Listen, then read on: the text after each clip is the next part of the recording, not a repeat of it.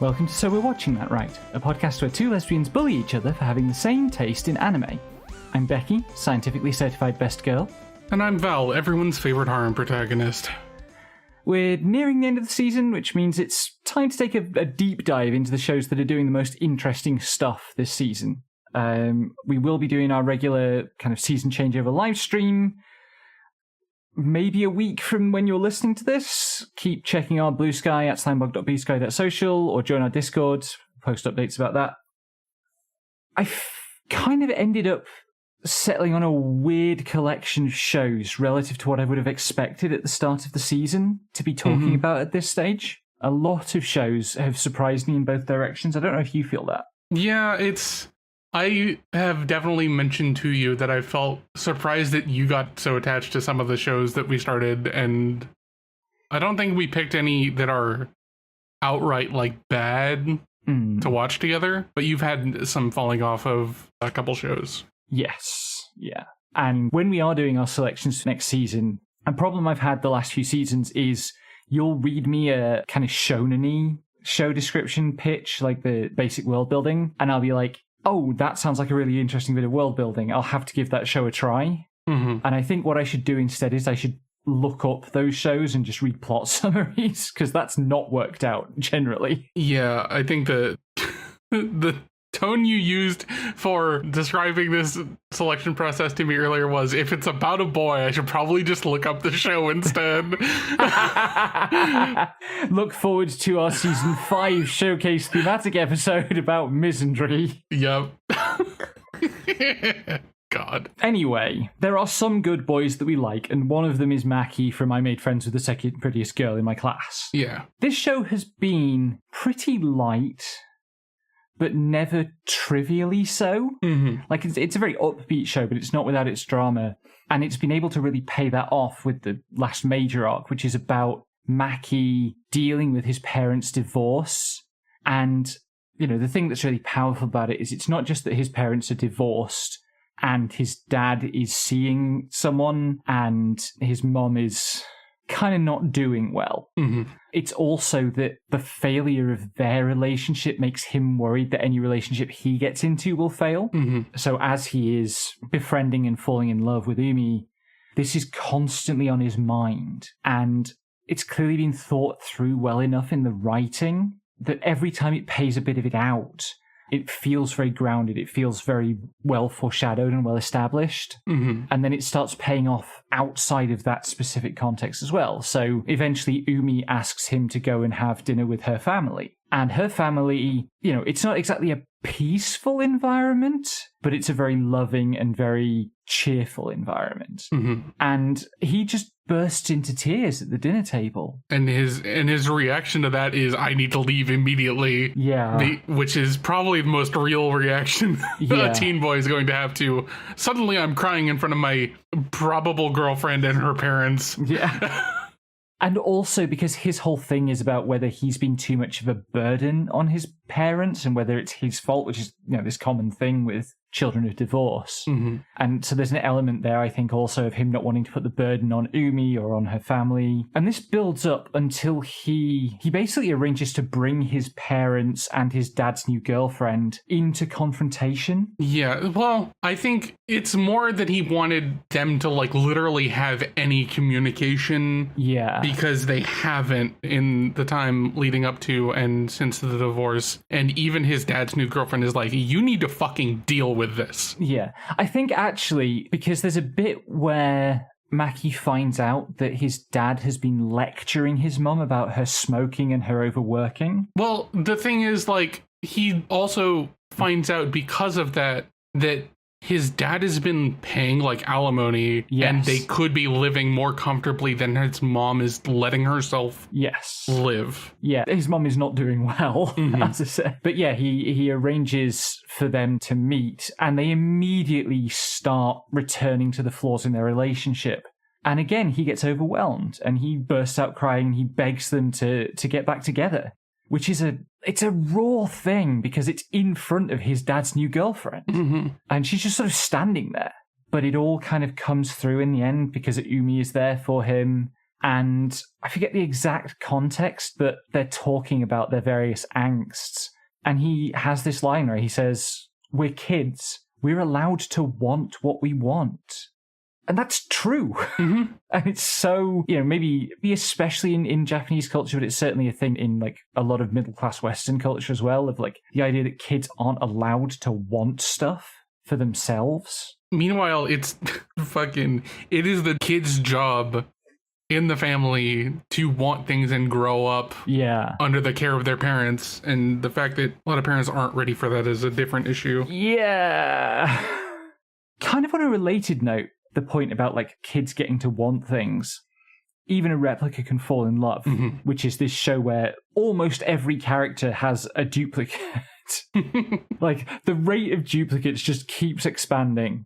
And we get an arc about this girl who used to be really into theatre, and her childhood friend boy is the only member of the school's drama club. And he really wants to put on a play and get her to act in it because he promised her that they would act together in lead roles. And now and Aki and Ritsuko and so on get kind of dragooned into helping because this will also help them save their club. And it sort of works, but it turns out that the girl, the actress girl, is the duplicate of the original, and their memories don't completely overlap. And also, her original is in a coma in hospital and has been for years. And Mori, the duplicate, has been around for years continually because she got discovered as a duplicate and sort of banished to live with their grandparents in the hills. And they're sort of getting over all of this. It was already going to resolve to absolutely no one's satisfaction or happiness. And then Mori's original dies. And Mori just vanishes. Like, suddenly an empty school uniform falling to the ground. In front of the entire school. Yeah.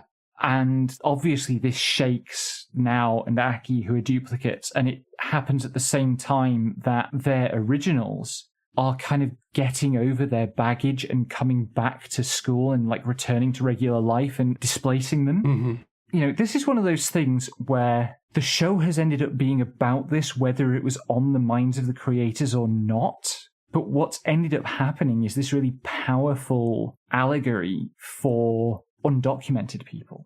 Because Japan has this national family register, and if you're not on the family register, you really are reduced in your ability to participate in public life. And so Nao and Aki realize that their originals coming back means they probably can't go to college, and they probably can't get jobs, and they might not be able to get a place to live. And, there are real people in those situations.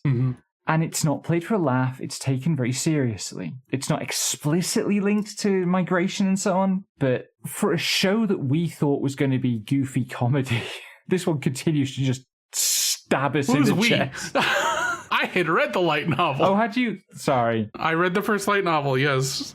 You could have warned me. I tried.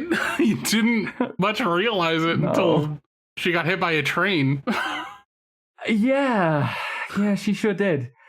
Speaking of shows that seemed like they were going to be goofy comedy and actually murder, although Kirio Fanclub is goofy comedy, it's just also murderous, is the thing. This is like one of the most torturously tragic teen romance stories I've ever seen, because everybody is in love with someone who doesn't reciprocate. Or can't because they're dead.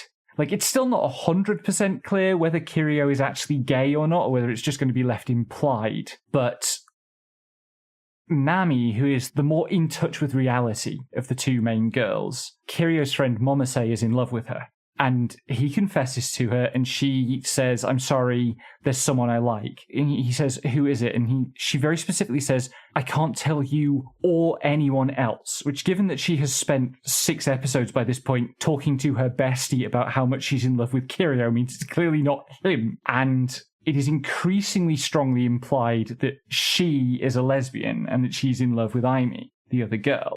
And we get some backstory on Aimi And she is painfully relatable in terms of her awkwardness in communicating with others and her deep comfort in being alone. Like, there's a flashback sequence of various teachers worrying about her getting lonely or her spending too much time alone. And she's just like, why is it a bad thing if I'm alone? And then she realizes that she does in fact have a friend. And she fully has what I can only describe as an autistic breakdown about this, and starts avoiding Nami because she can't handle that. And she's struggling with it, and she's walking home from school. Her emotions are roiling. She walks into a park and she sits down on a bench and she's kind of sobbing, and there's a guy sat on the bench and she's kind of pouring out her heart to him. And he is an undercover cop participating in a sting operation, and the crook that he's meeting comes and sits on the other side of Aimi as she's having this breakdown. Jesus Christ. And then Nami shows up because Nami's been looking for Aimi, and they have their like reconciliatory heart-to-heart with the cop, the crook, and the cop's entire support team listening and kind of sobbing. And the crook is eventually so moved that he gives himself up. Jesus fucking Christ. This show rules so hard. But also, in addition to Aimi and Nami and Kirio and Momose, there is this guy Manda, who is the school weirdo. He's really into like the occult, and several times they've gone to him to get him to cast spells that will help them like get with Kirio. But kind of because of that, he has the biggest bird's eye view of everything that's happening. And it is turning him, he is becoming very wise, very young. And he takes Kirio aside at one point and like talks to him about how he is clinging to his grief. And this doesn't help necessarily, but it kind of pitches Kirio into a disaster spiral psychologically. And now it seems like he might be about to drop out of school. And the person who finds out about this first is Seira, who is the girl who is a deranged fan of Aimi and Nami because they are so in love with Kirio, and she's glad to see people who are in love with a real person as she is with her gacha husband. And in order to warn them that Kirio might be dropping out of school, she has to break cover and like go up and talk to them, which requires her to reveal that she's basically been stalking all three of them for the entire show. That's so fucked. And she has this incredible line about, oh no, I'm being perceived, just kill me now. Oh, the show rules. It seems like a nightmare affectionate. Yep. Yeah. Your favorite. Yeah, pretty much. And speaking of nightmares, the Ramparts of Ice, which is by the Polar Opposites mangaka originally. And even if this was just its core love quadrangle, that is such a mess that it would be agonizing to watch. Because there's 4 characters, and 3 of them are very much in love with another character in the thing, and all of them have the wrong idea about who's in love with who, except somehow Koyuki. Although she has the wrong idea about who Minato is in love with, because she can't imagine that he would be in love with her. He's also not, like, he's working on realizing that, so... Yeah, like, I had to watch the most recent episode twice because it was getting to that point of, like, too much is happening, I can't note it all down or remember it all. And in this most recent episode, there are definitely scenes of him, like, very much on the cusp of realizing. But that's not even, like, the main thing that's going on here. The main thing that's going on here is the backstory about Koyuki and why she is as cold and as insular as she is, which is to do with her being bullied in middle school. And this show does not sugarcoat bullying at all. In some ways, it reminds me of the first season of Kimi ni Todoke, where there's some really vicious stuff that happens. Like, Miki, Koyuki's bestie, at one point steps up to defend her, and it's a physical enough encounter that one of those interior windows that Japanese schools have between the classroom and the corridor gets smashed, and Miki slices her hand open on it. Yeah, which had the knock-on effect of giving Miki a reputation for being like a gorilla. Yes. Because she had enough force in that to break the window, but it's just like, okay. Yeah, and what slowly emerges, and it emerges with all the surgical narrative precision and pain of pulling teeth, is there's this other girl, Manatsu, who gets to know Koyuki and uses her to befriend some seniors that Koyuki knows, and then starts kind of putting Koyuki on the outs, like pushing her out of the community spaces in the club that she's in and stuff. But she has the hots for this boy Igarashi, who is in love with Koyuki. And Igarashi knows this. Igarashi is clear about this. And so he asks Koyuki out. And Koyuki, to get back at Manatsu, says yes. Despite not really understanding romance and not understanding why Igarashi likes her and not feeling anything for him at all. And then the relationship blows up, and it blows up real bad. And so Koyuki is living with, I did this thing for an awful reason, and I hurt one of the few friends I had, and it was just a bad time for everyone. And this, in many ways just like perfectly maps onto all the ways that Minato makes her anxious. Yeah. Even though in the moments where her anxiousness drops around him, they have a really like good vibe together. And like, I really hope Koichi Akasawa has a really long career writing manga like this, because damn, we're going to be watching this and season 2 of Polar Opposites this coming season. It's still going, I think. Yeah, which is wild. What do you mean the Ramparts of Ice has 14 volumes? Christ. Death. That's 117 chapters. Yeah. Speaking of death, Eren the Southpaw, which is still not about Eren the Southpaw, and she still barely figures, but we get this extremely messy love triangle with Koichi, who is actually the subject of the show, his childhood friend Sayuri, and this model Akari.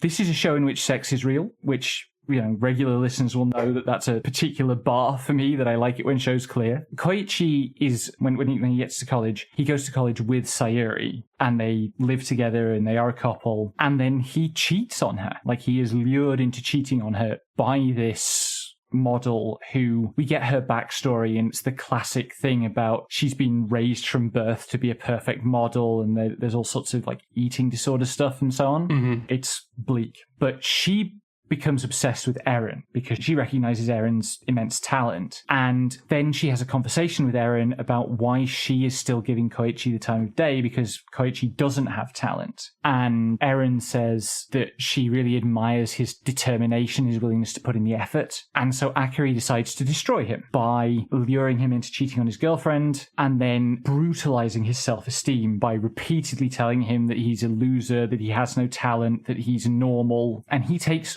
all of those experiences into professional life with him, where he joins a pretty high-flying design company, which was his ambition, and he gets to work with some amazing designers, but he has to deal with Japanese workplace culture, and it breaks him repeatedly, and it turns him into somebody who is just as cruel as his managers and bosses, because he has to deal with this. Like, the whole rhetoric of talent that gets deployed around him to put him down is the exact thing that I hate, But the show is really starting to pay it off, because one of the things that happens is there's this metaphor of like being the one in the spotlight, and Koichi at one point is told by the nicest of his managers, who really emphasizes team over individual genius. He's like, there is nothing wrong with being the one who shines the light. And in the most recent episode, we get a glimpse of what that looks like, because he is now the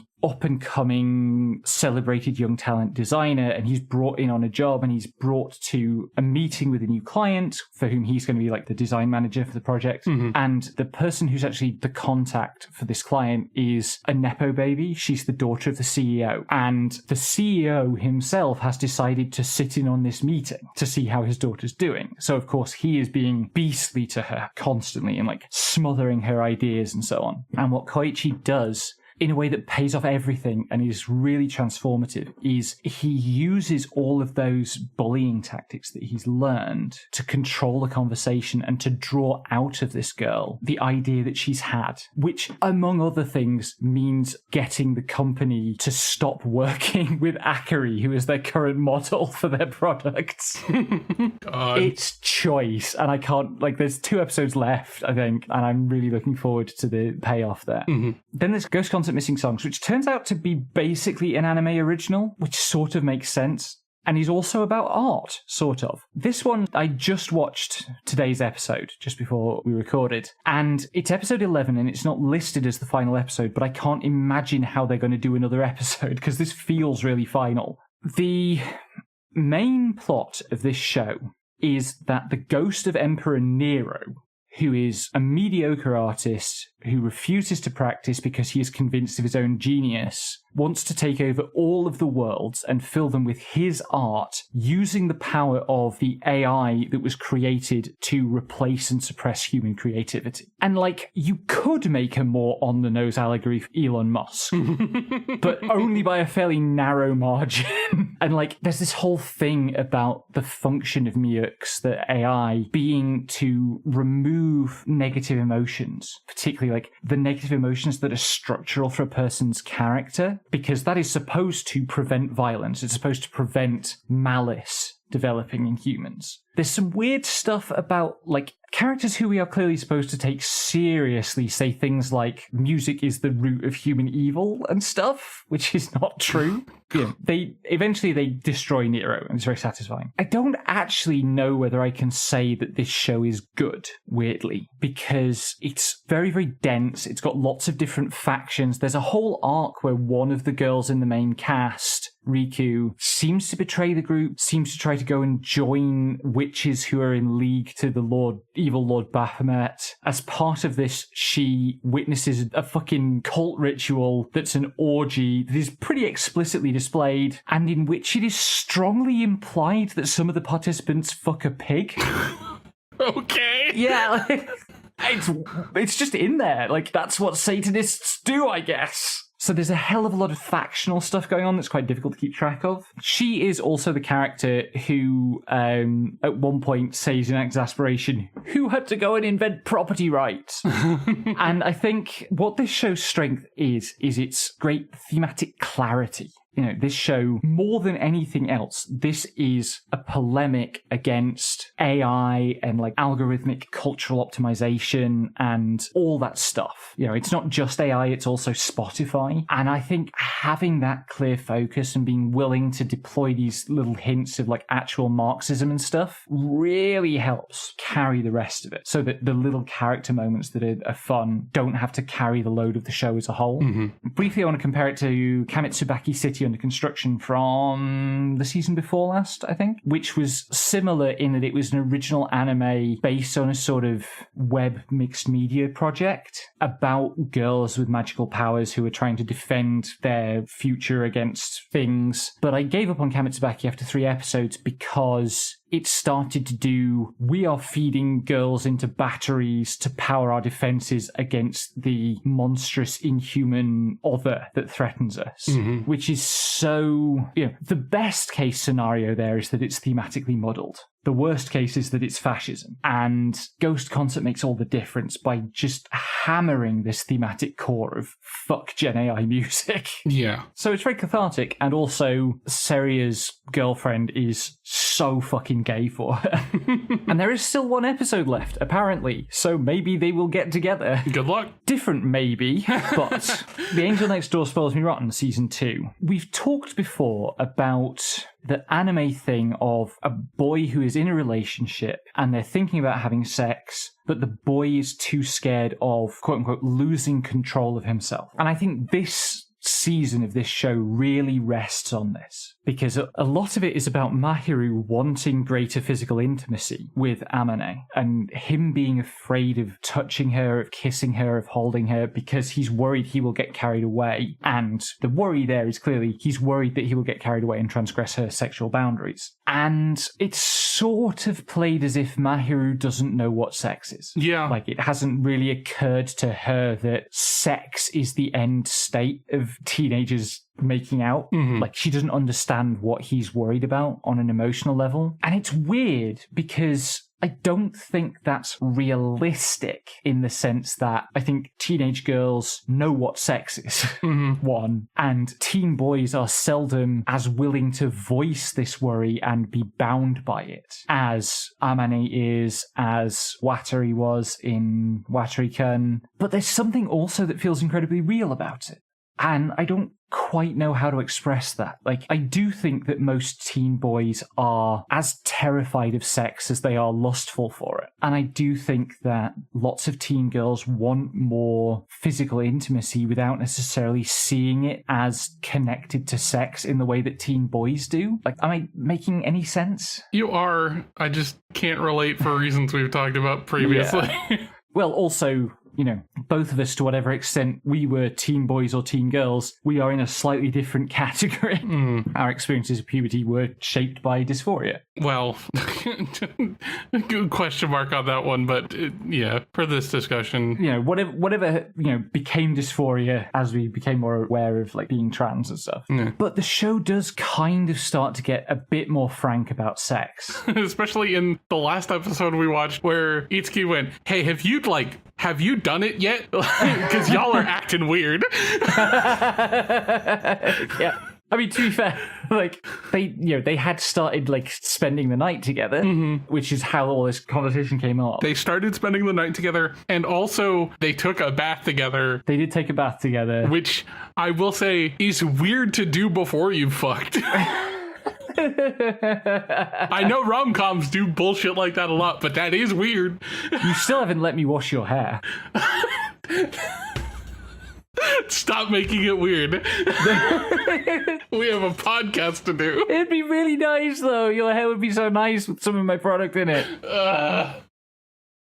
You can once we move in together. That's the promise I told you. Anyway, Amane's parents come back and they are actively encouraging him and Mahiru to get married. At one point, the parents separate them so that Amane's dad can give him a serious talk, and Amane's mom takes Mahiru. And I really, really thought that his mom was gonna, like, find some way to buy them condoms. Yeah, like, the last episode started with, oh yeah, we bought something that you can wear, and you and I were both like, condoms? The answer is a fucking... That wasn't really the point where I it wasn't, but... Yeah. What they'd actually bought him was a fucking cat ear kigu, which is genius. Yup. Anyway, his dad has said that the family's in good straits and they will pay for the wedding, which is lovely. But Amane has decided that he wants to take responsibility for paying for the ring. So he's getting a part-time job and he's working at the coffee shop that is owned and operated by an aunt of a school friend. And the aunt is a creature. Just like her niece. Just like her niece. Yeah, they're good. They're great. Like, she just runs the coffee shop for shits and giggles. She does not need to turn a profit on it because she's a successful author.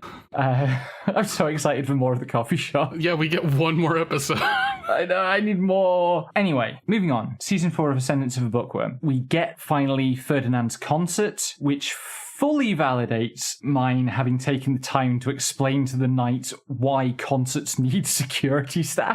Because a lot of girls see Ferdinand playing the fucking harp instrument and pass out. Mine gets her own... High beast, yeah, which are their, like, magically conjured mounts. And through a sequence of wonderful visual gags, hers ends up being, like, a kid's Fisher-Price bus, but also a panda. Yeah. Well, think cat bus, and you... Yes, yeah. That is clearly the reference point mine was drawing from, but yeah, it's very cute. Like, it has a passenger seat and seatbelts and stuff. It's adorable.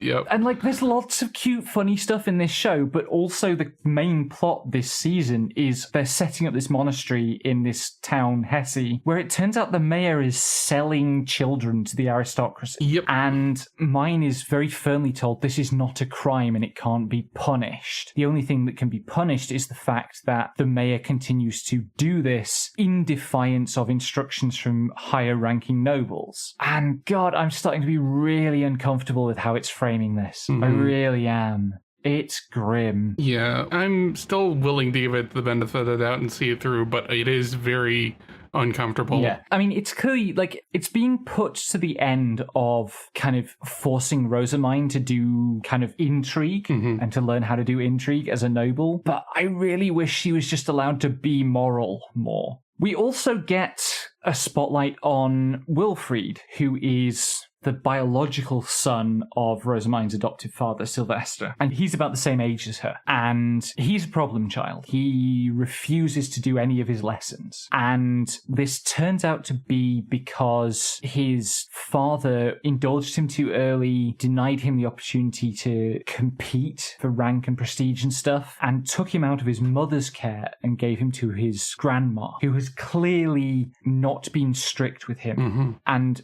Rosamine eventually gets sick of Wilfried bitching at her about how she gets so much more attention from their father and suggests they swap places for a day. And Wilfried's like, great, I'm going to enjoy all the privileges that Rosamine enjoys. And then he starts having to do Rosamine's work, where it turns out he can't even read, which, given that Rosamine's work is optimized around reading because she loves reading, it doesn't go well for him. But we haven't actually seen the grandma yet, I don't think. Yeah. I don't think she's been on screen, and I'm a little bit afraid of that. Yeah. Like, it's interesting for Rosamine to be in a position now where she has genuine authority and, like, a position of power where she can literally go, okay, we're going to swap roles, you and I, for the day. By the way, if you don't finish your work by dinner time, you're not getting dinner. And I have the authority of, you know, the Archduke to say that.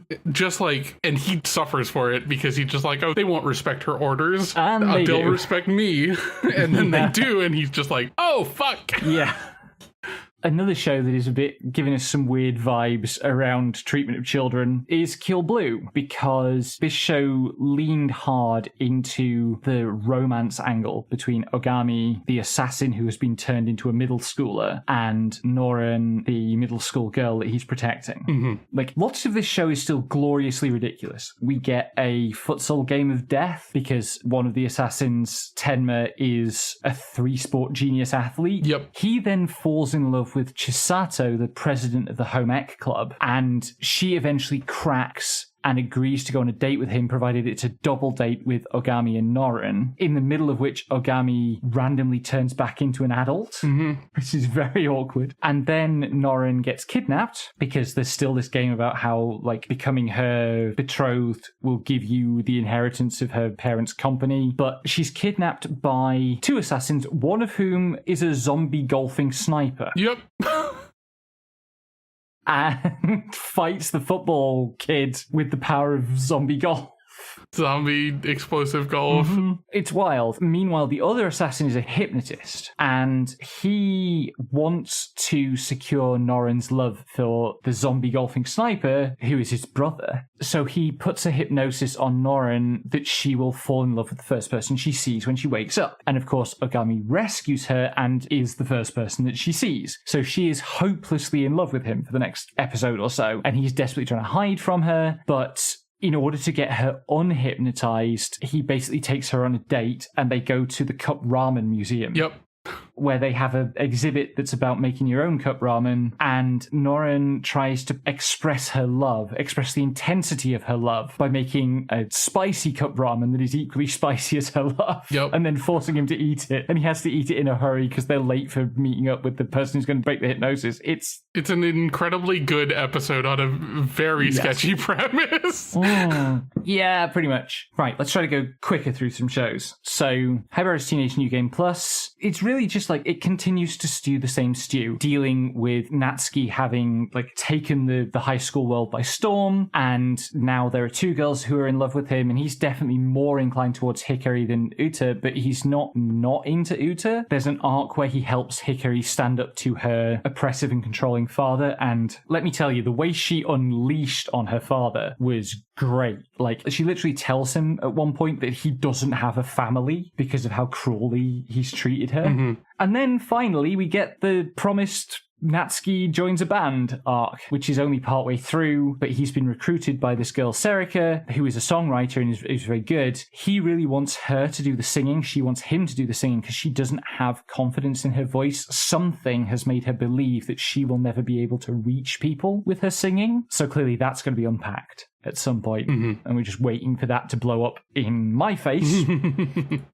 I'm immune to this type of damage. You are immune to that type of damage. I hope you are ready to pick up the pieces of me. Of course. We have started watching Zombieland Saga. By that, you mean we finished watching season 1 of Zombieland Saga. We have watched because we season haven't one. been talking about about the older stuff we've been watching with Tara. We forgot to talk about it last time out, but like it is almost comical the extent to which this show is just each girl in turn getting her own arc about sulking and wanting to quit the group. Mm-hmm. But, you know, there's some interesting stuff in there about what idol meant in different periods in recent Japanese history. It's isekai without the world hopping, because it does start with Sakura getting trucked, and then she gets untrucked at a later point. And retrucked. She only gets trucked twice total. Doesn't she? Yeah. So she gets trucked and becomes a zombie and loses her memories of her past life. Then she gets trucked again and swaps out her zombie memories for her past life memories. She recovers her continuous full set of memories, not from being trucked a third time. I'm sure season 2 will do that. I don't know if I will be watching season 2. I'm going to watch season 2 for sure. Of course you are. You know, this is the anime that gave us Lily Hoshikawa, who is a trans girl and... star of the famous meme, "Shut the fuck up, TERF." Like, I remember when that happened, like 2018 when the show aired and when that episode happened, how excited everybody who was watching it was about it. And lots of people I trust said it was handled really well. And even with all that, it was still a surprise at how good it was, right? And how good it felt.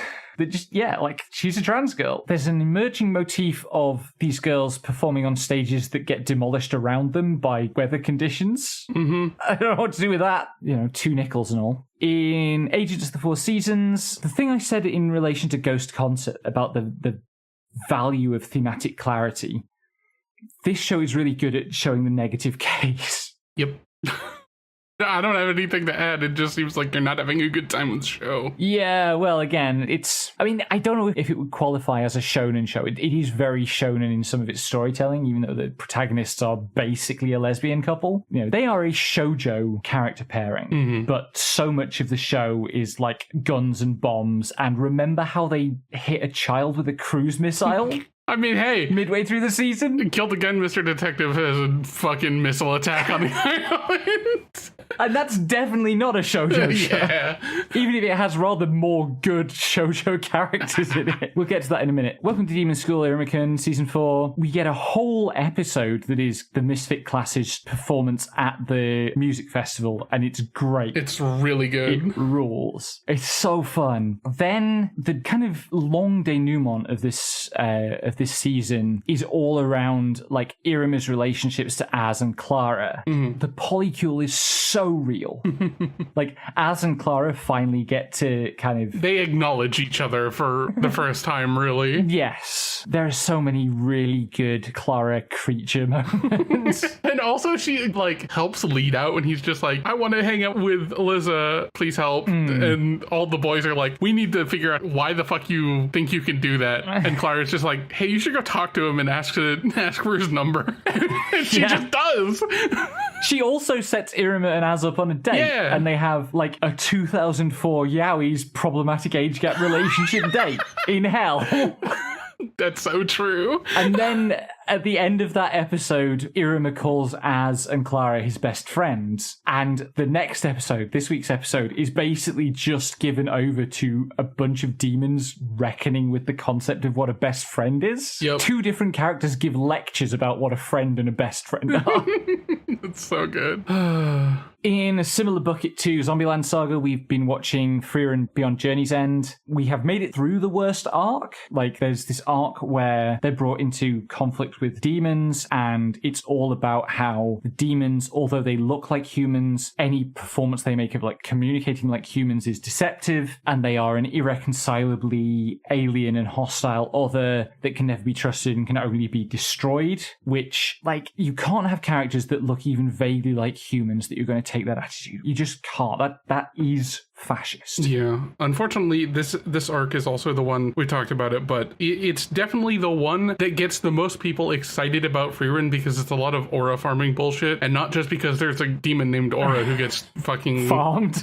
Yeah. I mean, the action scenes in that arc are genuinely cool. Yes. As animation. It's just that the story they're telling is ugly. And people not reckoning with that is why Frieren is the sort of thing where, like, I genuinely, if someone's like, oh yeah, Frieren is one of my favorite animes, I'm putting them on a watch list mentally so I can go, okay, are you a fucking fascist or are you chill? Because it could split hard either way. It's a little taste of the Attack on Titan thing, right? Unfortunately, the show moves on from that to more like fairly low energy wandering around in the wilderness and like Fern and Stark starting to have real chemistry between them in a really funny way, which is mostly just Stark really irritates her. Yeah, hasn't stopped people from falling for folks before. Neutral statement. Don't I fucking know it? Don't I fucking know it? How's that for a marriage toxin? In which we were treated to the Bugmaster's wedding, which as a bug lover I was all for. There are lots of giant dragonflies. It's great. This show is just a collection of creatures. We get introduced to the Hamster Master, who is a master assassin, but her only power is the ability to communicate with hamsters. Yep. And her hamsters can do some wild shit like acting as GPS satellites and creating a black hole that can be used for cooking. And also, she is like maybe our favorite type of girl. She's real good. And she is already head over heels for Gero, which is great. Yes. Yeah. We also get introduced to this character, Peachy, who is trying to hunt down and kill all the assassin masters for reasons that turn out to basically be he wants to open a cafe with his girlfriend, but he has to rid the world of all evil first so that nothing can disturb their customers. Yeah. And he is cutting buildings in half with a knife. With like a pocket knife. It's not special. It's just something is wrong with this boy. And we finally found a character whose protestations of normalcy are more implausible than yours. Hey, shut the fuck up. I'm so normal. You are not normal. You are extraordinary. You're more normal than Peachy, I will give you that. I'm more normal than a large chunk of our polycule, and that you can't deny. That, my dear, is a subterranean bar. That bar is in the third sub-basement of whatever building it is in. With all the furries. Yeah. They're all hanging out in the bar. Yeah, yes, exactly. Speaking of low bars for crazy bullshit. Always a catch how I punch my way into marrying a prince, which is great fun most of the time. We are already at the point where more or less everything's been resolved happily. Mimi and her best friend Ida are now engaged to the right princes, but most of the last couple of episodes has been about this other guy, Ireneo, who is the elder brother of Renato and Placido, I think, or elder cousin, and he is a lech. Fundamentally, he's just like constantly pestering women, and he's clearly a sad sack. And Mimi takes pity on him, and there is this agonizing sequence where it's the night of the ball at which Mimi and Ida are going to be presented as the fiancés of the two princes. And Mimi has been told to wait to be called to be introduced to the ball. And she sees someone sneaking around outside, and because she is who she is, she jumps out the window to go and trail them and try to figure out why they're sneaking, runs into Ireneo, ends up bringing him an entire peach tart from the party, and then he drags her into his apartment and plies her with alcohol, and like it was excruciating to watch.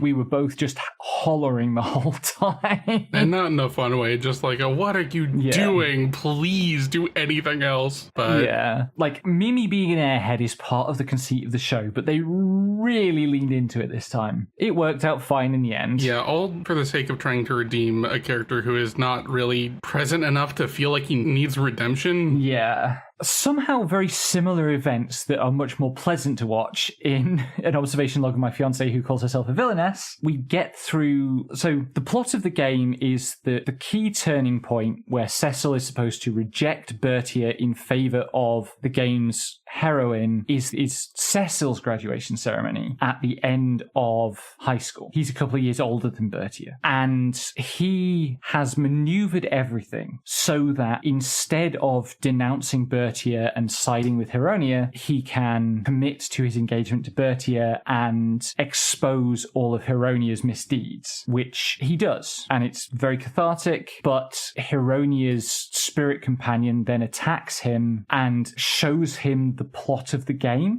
which has all this stuff about his tragedy and his lack of emotion, which turns out to be a curse in the royal bloodline that sometimes genius kids are born with no emotions. It's a pretty crude autism allegory. But then Cecil is able to go to Hironia after this and say, look, this is not that world. I have already been healed. All the mystical signs that in the game attached to Hironia have successfully attached to Bertia, and she is going to be his Maiden of Destiny. And Hironia is ranting about how Bertia's cheated and changed the rules of the game and so on, and Cecil's like, well, you did the same, because in the game, you are like this demure lady who tries very hard to fit into noble society and so on, whereas you are a goblin. And he takes her apart. And then she gets a chance to redeem herself, and it's very, very satisfying ending. Lots of things happen in Girls Can't Be Kind to Otaku. I don't know how this show is going to have an ending that's satisfying. I don't know that it will, because I know it keeps going. Yes, but both girls are super in love with Seo at this point. There's a festival arc. They do a bunch of like cosplay stuff. Kay has a vampire cosplay, which is a personal attack against me. You're not the one that started barking when we started watching this show, though. I'm not the one who started barking. Our cat did bark. Yep. My cat did bark. My other cat, you are also a cat, as you pointed out the other day. They sure do force femme Seo in this, like, at lunch break during the festival. They've got a bunch of other costumes that they put him in. Maid outfit, cheerleader outfit. The thing that kills me is that, I swear, Kotoko is wearing the maid outfit for, like, the first half of the day or whatever. And then when they get to that scene, she's not in it. And she's just like, I swear to fucking God, that would have been her maid outfit. Like, if I read the manga and they comment on that and they left that out of the show, I'm going to be mad. They have made some adaptation decisions that have been lackluster. Also at the festival, Kay's little sister Sayu comes to the school to see her and is instantly doted on by the entire class. They want to hear what Kay's like at home. At home, Kay is a goblin otaku. Sayu does not betray her, which is somehow funnier than if she had, honestly. Because it feels like she just like, Sayu feels like the type to use that as leverage against Kay later on. Yeah, probably to force her to actually, like, get together with Seo. That'll be the leverage point. Oh, we still have 2 episodes left. Yes. More. The Klutzy class monitor and the girl with the short skirt continues to be just so much, but at the heart of it is this really sweet love story. Like, they're on the school trip and they find themselves at a love shrine. And, you know, as love shrines are, like, they sell these tokens and you can write your name and the name of the person you like on the token. You hang it on the shrine and it gives you a better chance of thing. Poem gets one of these. She doesn't write anyone's name on the hymn side of the prayer, but she's thinking about Togo. And not very long thereafter, Togo confesses. Because, of course, the moment he realizes that he's in love with her, he is so matter-of-fact and so earnest that he couldn't possibly not tell her. And he has no hang-ups about doing so, because part of being that kind of like class monitor type is a sort of shamelessness, right? It's not feeling the cringe of standing up to people. Anyway, Poem is stun-locked for 3 days, but then they're hanging out and she's trying to talk about it, and eventually she just says, look, I like you too, do you want to go out? And he agrees, and they shake hands on it, because of course they do, because Togo's weird like that. And then they'd spend all summer patrolling, because that's what he does in his spare time, and that's how she gets to spend time with him. Every day over the summer, he's going out and patrolling the town, and she goes out with him to hang out with him, which is very sweet, and they clearly like have a lovely time together. But it means that at the end of the summer, when school resumes, they're both really heavily tanned. Yep. Really conspicuously. And she's asked him to keep their relationship secret. Well, initially she does. She relented on that after an episode. Yeah, she relents on that, partly because the tan makes it so difficult for them to keep it secret. And also because he's straining at his programming to try and keep it under wraps.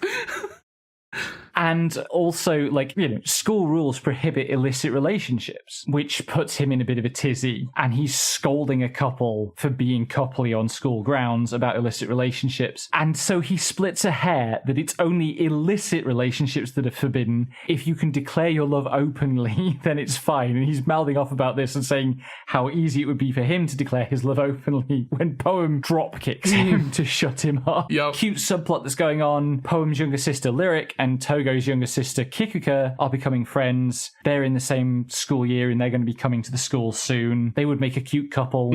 I don't know if that's where it's going, but it would be great if it was. In I Want to End This Love Game, they end up having a sleepover, and the love game is fully just turning into sex chicken at this point.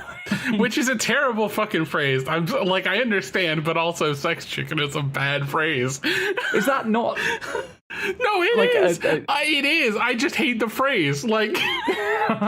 Yukiya literally pushes Miyu down and gets on top of her in the futon, and they're about to get up to all sorts of stuff, but they're both too embarrassed by it. Yep. The student council president at school turns out to be keeping a massive dossier on all their shenanigans, which she uses to blackmail them into helping her try to attract her childhood friend. She's such a good addition to the show. She's so good, but also going to these two for advice on how to get together with your childhood friend is the worst idea. That's why it's so funny. Anyway, she then learns about the Pocky game and puts that idea in Miku's head. So now Yukiya and Miku are playing the Pocky game. In a park. I wish them well of it. Yep. And now we have to talk about this show.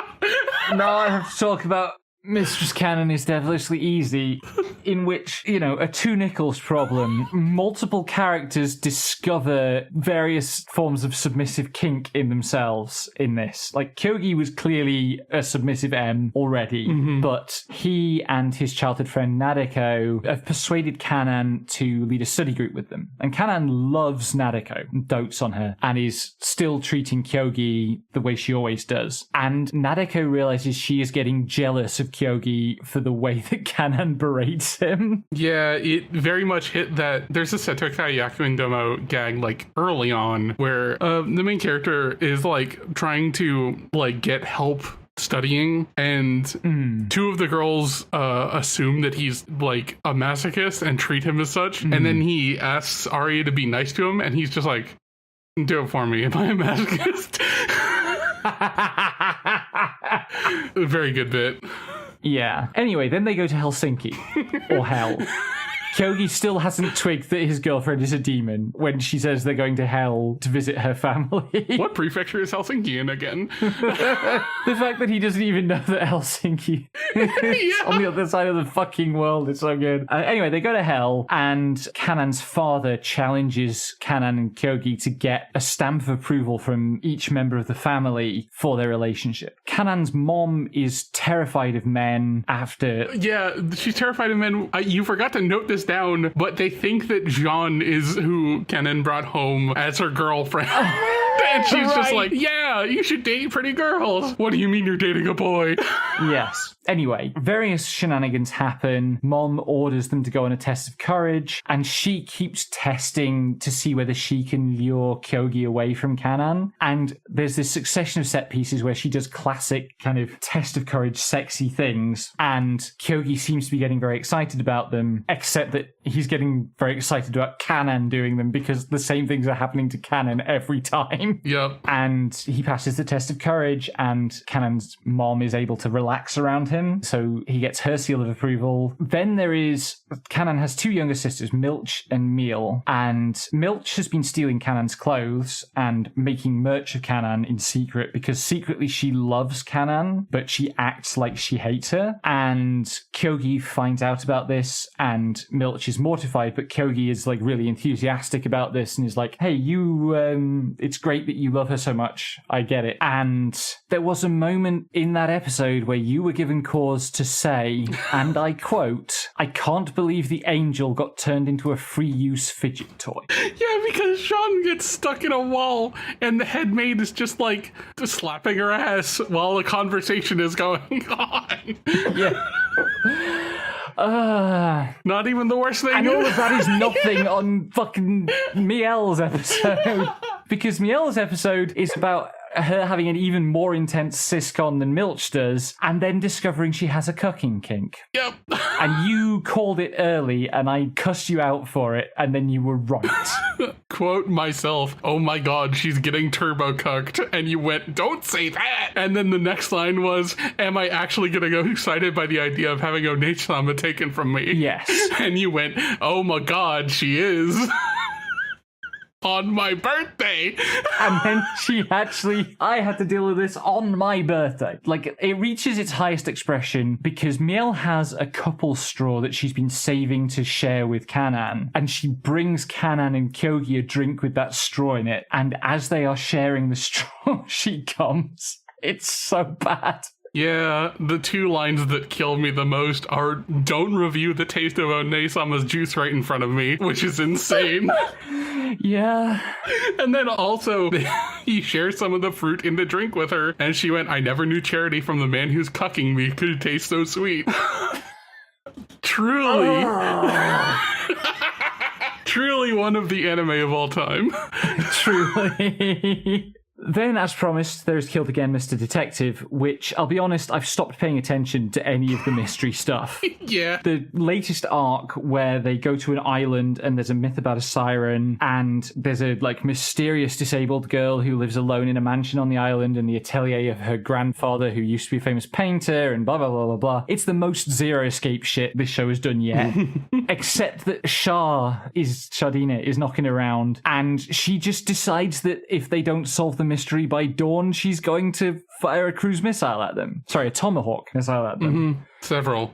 So many. I mean, I think originally she said one, but she definitely fires more than one. Mm-hmm. And there's something about the immortality serum, which probably is why Sakuya can come back from the dead. There'll turn out to be a connection there somehow. I don't know what's going on there. I also don't really know what's going on in Botan Kamiina Fully Blossoms When Drunk.